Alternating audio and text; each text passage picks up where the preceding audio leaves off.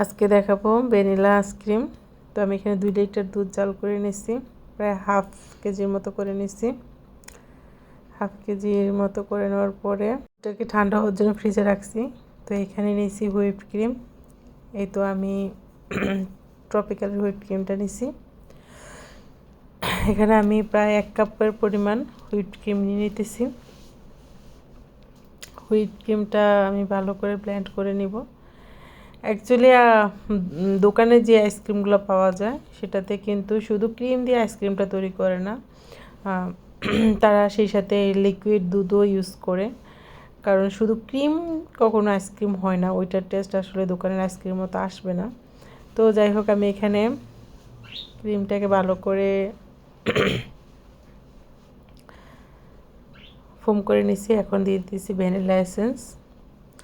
তারপরে যে দুধটা জাল করে রাখছিলাম ওইটাকে আমি ডিপ ফ্রিজে রেখেছি প্রায় ঘন্টাখানেকের মতো।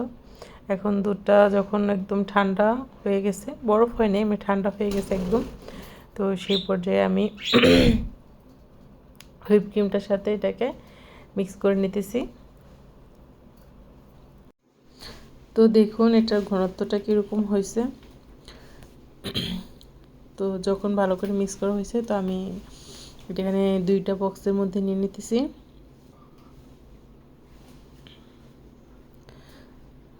দুইটা বক্সের মধ্যে রেখে তারপর এটা আমি প্রায় 16 থেকে 17 ঘন্টার মতো ডিপ ফ্রিজে রেখে দিব।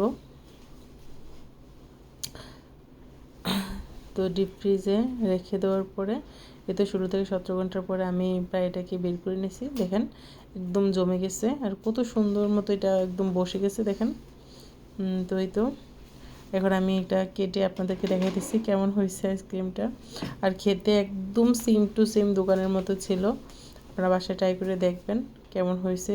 একদম সেম টু সেম দোকানের মতো হয় কি না খেয়ে দেখবেন। অনেক ভালো হয়েছিল আইসক্রিমটা। আমি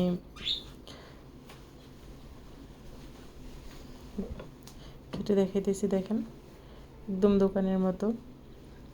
এখানে কোনো বরফ ছিল না বা কোনো রকম হার্ডনেসও ছিল না, একদম সফট ছিল আইসক্রিমটা, একদম দোকানের মতো নরম তুলতুলে ছিল, ফুমি ফুমি ছিল অনেক। তো এই তো আমি আইসক্রিমটা কেটে দেখালাম। কেমন লাগছে বাসায় ট্রাই করবেন, অবশ্যই জানাবেন আমাকে কেমন হয়েছে। আর যদি ভালো লাগে তো প্লিজ আমাকে লাইক, কমেন্ট আর সাবস্ক্রাইব করে দিবেন। ধন্যবাদ সবাইকে।